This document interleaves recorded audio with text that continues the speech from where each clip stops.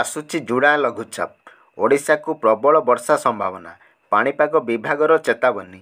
ଯୋଡ଼ା ଲଘୁଚାପ ପ୍ରଭାବରେ ସାରା ଓଡ଼ିଶା ଭିଜିବ, ପାଣିପାଗ ବିଭାଗ 5 ଦିନ ଯାଏଁ ପ୍ରବଳ ବର୍ଷା ଚେତାବନୀ ଦେଇଛି। ଲଘୁଚାପ ବର୍ତ୍ତମାନ ଉତ୍ତର ପଶ୍ଚିମ ବଙ୍ଗୋପସାଗରରେ ସକ୍ରିୟ ଥିବା ବେଳେ ଗଙ୍ଗେୟ ପଶ୍ଚିମବଙ୍ଗ ସଂଲଗ୍ନ ଉତ୍ତର ଓଡ଼ିଶା ଉପକୂଳବର୍ତ୍ତୀ ଅଞ୍ଚଳରେ ସକ୍ରିୟ ରହିଛି। ଏହା ଆଗାମୀ 24 ଘଣ୍ଟା ଦୁର୍ବଳ ହେବାର ସମ୍ଭାବନା ରହିଛି। ଏଥିସହ ସେପ୍ଟେମ୍ବର 25 ତାରିଖ ପାଖାପାଖି ପୂର୍ବ କେନ୍ଦ୍ରୀୟ ଏବଂ ସଂଲଗ୍ନ ଉତ୍ତର ବଙ୍ଗୋପସାଗରରେ ଆଉ ଏକ ନୂତନ ଲଘୁଚାପ କ୍ଷେତ୍ର ସୃଷ୍ଟି ହେବାର ସମ୍ଭାବନା ଅଛି। ଏହା ପଶ୍ଚିମ ଉତ୍ତର ପଶ୍ଚିମ ଦିଗକୁ ଗତି କରି ସେପ୍ଟେମ୍ବର 26 ତାରିଖ ପାଖାପାଖି ଉତ୍ତର ପଶ୍ଚିମ ଏବଂ ସଂଲଗ୍ନ ପଶ୍ଚିମ କେନ୍ଦ୍ରୀୟ ବଙ୍ଗୋପସାଗରରେ ଦକ୍ଷିଣ ଓଡ଼ିଶା, ଉତ୍ତର ଆନ୍ଧ୍ରପ୍ରଦେଶ ଉପକୂଳରେ ଏକ ଅବପାତରେ ପରିଣତ ହେବାର ଅଧିକ ସମ୍ଭାବନା ରହିଛି। ପାଣିପାଗ ସେପ୍ଟେମ୍ବର 27 ତାରିଖ ପାଖାପାଖି ଦକ୍ଷିଣ ଓଡ଼ିଶା, ଉତ୍ତର ଆନ୍ଧ୍ରପ୍ରଦେଶ ଉପକୂଳ ଅତିକ୍ରମ କରିବାର ସମ୍ଭାବନା ରହିଛି।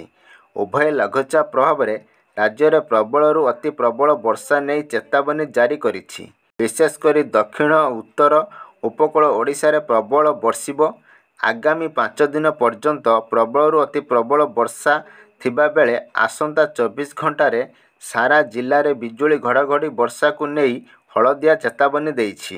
ଆଞ୍ଚଳିକ ପାଣିପାଗ ବିଜ୍ଞାନ କେନ୍ଦ୍ର ନିର୍ଦ୍ଦେଶିକା ମନୋରମା ମହାନ୍ତି କହିଛନ୍ତି, ପାଣିପାଗ ବିଭାଗ ମାଲକାନଗିରି, କୋରାପୁଟ, ସୁନ୍ଦରଗଡ଼, କେନ୍ଦୁଝର ଓ ମୟୂରଭଞ୍ଜରେ ପ୍ରବଳରୁ ଅତି ପ୍ରବଳ ବର୍ଷାକୁ ନେଇ ଅରେଞ୍ଜ ୱାର୍ଣ୍ଣିଂ ଜାରି କରିଛି।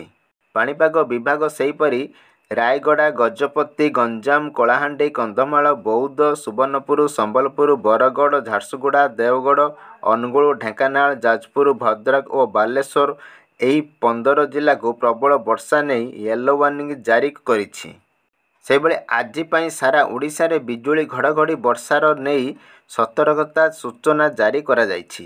ସମ୍ବଲପୁର, ସୁନ୍ଦରଗଡ଼ ଓ ଝାରସୁଗୁଡ଼ାରେ ପ୍ରବଳରୁ ଅତି ପ୍ରବଳ ବର୍ଷାକୁ ନେଇ ଅରେଞ୍ଜ ୱାର୍ଣ୍ଣିଂ ଜାରି କରିଛି ବିଭାଗ। ନୂଆପଡ଼ା, ସୁବର୍ଣ୍ଣପୁର, ବୌଦ୍ଧ, ଅନୁଗୁଳ, ଦେବଗଡ଼, କେନ୍ଦୁଝର, ମୟୂରଭଞ୍ଜ ଜିଲ୍ଲାରେ ପ୍ରବଳ ବର୍ଷା ନେଇ ହଳଦିଆ ଚେତାବନୀ ଜାରି କରାଯାଇଛି। ବର୍ଷା ସମୟରେ ଘଣ୍ଟା ପିଛା ପବନର ବେଗ 30ରୁ 40 କିଲୋମିଟର ରହିବାର ସମ୍ଭାବନା ରହିଛି। ସମୁଦ୍ର ଅଶାନ୍ତ ଥିବାରୁ ସମୁଦ୍ରରେ ଥିବା ଆଜିଠାରୁ ମତ୍ସ୍ୟଜୀବୀଙ୍କୁ 27 ସେପ୍ଟେମ୍ବର ଯାଏଁ ସମୁଦ୍ର ମଧ୍ୟକୁ ନଯିବାକୁ ବାରଣ କରାଯାଇଛି।